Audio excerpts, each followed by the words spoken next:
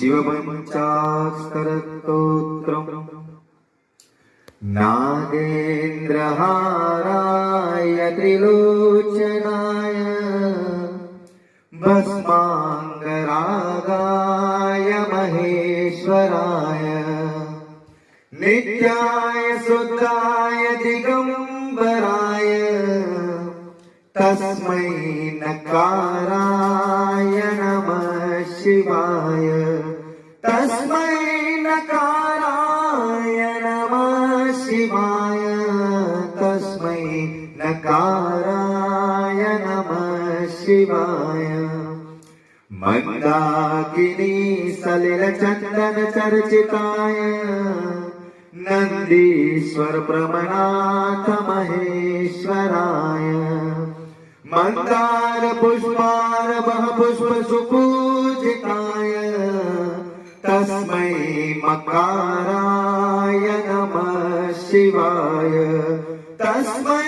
मकाराय नमः शिवाय तस्मै मकाराय नमः शिवाय शिवाय गौरी वदनान्धवृन्दा सूर्याय दत्वरनशातकाय श्रीनीलकण्ठाय वृषध्वजाय तस्मै शिकाराय नमः शिवाय तस्मै शिकाराय नमः शिवाय तस्मै नमस्काराय नमः शिवाय वसिष्ठ कुंभो गौतमात्रिमूर्ति देवार्चितात शेखराय चन्द्रनास्वर्तलोचनाय तस्मै वकाराय नमः शिवाय तस्मै वकाराय नमः शिवाय तस्मै वकाराय नमः शिवाय यज्ञस्वरूपाय जटाधराय